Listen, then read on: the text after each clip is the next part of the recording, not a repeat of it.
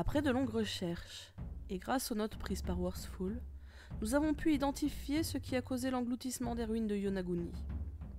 En effet, dans les années 80, un organisateur de plongée sous-marine tombait par hasard sur une énorme structure encore inconnue jusque-là.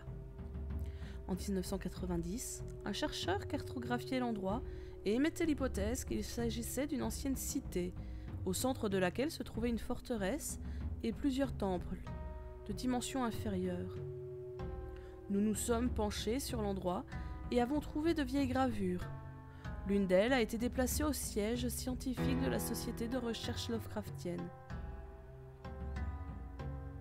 Nul autre à part nous n'a eu accès à cette stèle. Sur celle-ci, on peut observer ce qui ressemble à un serpent gigantesque. Nous pensons qu'il y a un lien entre cette représentation et diverses légendes à travers le monde. Notre spécialiste en histoire et mythes en est convaincu. Pour elle, il n'y a aucun doute possible. Ce serpent est la représentation d'un grand ancien très puissant. D'après ce qu'elle nous avait expliqué, il y avait de nombreuses similitudes entre ce serpent et Jormungand. Ce dernier provient de la mythologie nordique. Il est décrit comme tellement grand qu'il enserre la terre dans ses anneaux et que ses mouvements provoquent des raz-de-marée. Notre équipe, qui est composée de plusieurs archéologues et historiens, se penche sur ce sujet depuis des années.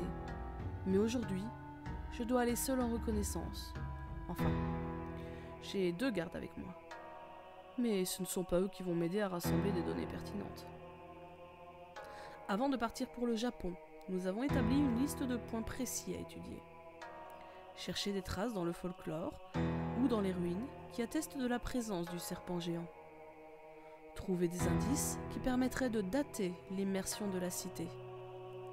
Les entretiens que j'ai eus avec les locaux ont été infructueux. Selon eux, il n'y a dans la tradition japonaise aucun serpent géant associé à l'eau ou aux inondations. Cependant, un vieil homme me parla du Namazu, poisson-chat géant, sur lequel se trouve le Japon. Toujours d'après lui, il n'avait pas toujours été représenté par un poisson.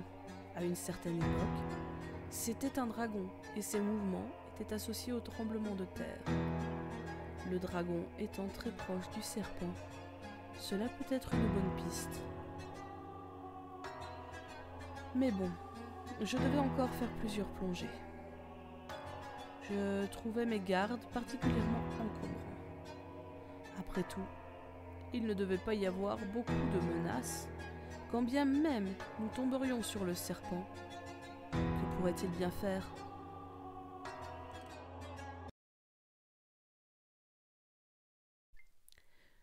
Chaque plongée se déroule comme suit. Nathan Priest plongeait, accompagné d'un de nous.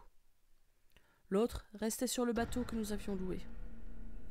Lors de sa dernière plongée, l'archéologue a découvert ce qui ressemblait à une écaille géante. Sa surface est incroyablement épaisse et dure, mais d'une incroyable légèreté. Elle présente des reflets brillants ocre et violacés, ainsi qu'une couleur que je n'ai jamais ne serait-ce qu'aperçue. D'après mes mesures, elle mesure 1 mètre de large pour 1,20 m de haut. Au moment où le scientifique a saisi l'écaille, quelque chose a bougé dans le fond marin, dégageant un énorme nuage de sable. Depuis le bateau, je voyais la même chose que les plongeurs grâce à leur caméra corporelle. Leur vision était quasi nulle. Cependant, j'ai pu apercevoir ce qui ressemblait à un œil géant au milieu du sable. Le globe avait l'air au moins aussi grand que l'écaille que nos hommes tenaient.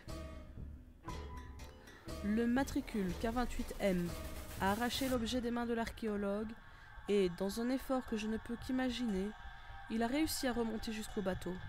Sans palier de décompression, il s'est effondré au sol. Je me suis emparé de l'écaille tandis que le bateau tanguait dangereusement. Je la serrais sur mon corps, tant pour la protéger que pour m'en servir comme bouclier.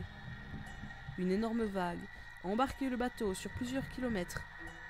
L'engin a fini sa course, écrasé contre une falaise de l'île de Yonaguni. Lorsque je me suis réveillé, l'écaille était encore dans mes bras.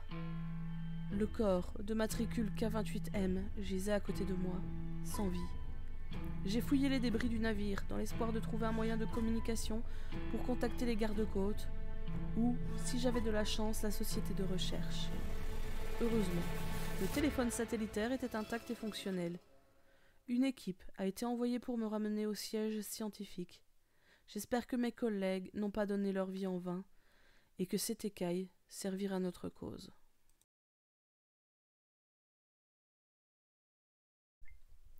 Dimension 1,02 m de large, 1,24 m de haut, 5 cm d'épaisseur.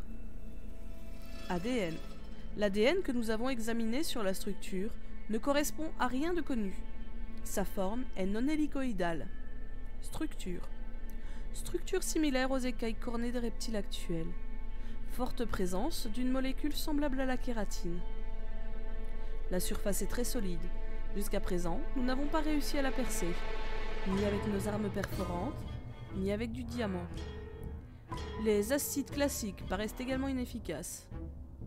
L'écaille est aussi thermorésistante. Nous devons encore tester de nouvelles technologies créées spécialement par nos laboratoires. Intérêt à en tirer. Si la matière réussit à être reproduite, elle pourra servir à créer des vêtements et des protections, à la fois légers et excessivement résistants. Réussir à perforer cette écaille permettrait d'améliorer notre armement pour lutter contre les abominations qui nous guettent, y compris celles que nos armes ne blessent pas, telles que la créature de Centralia et le propriétaire de l'écaille. Ces découvertes, couplées aux poisons découverts en France, seraient une avancée extraordinaire. À venir, test de balles en titane à tête perforante en diamant. Exposition au venin orthropride. Clonage ou reproduction autre de la matière trouvée sur l'échantillon et baptisée le Jormund. Fabrication de projectiles à base de Jormund. Fabrication de protections diverses en Jormund. Test sur la résistance des protections citées précédemment.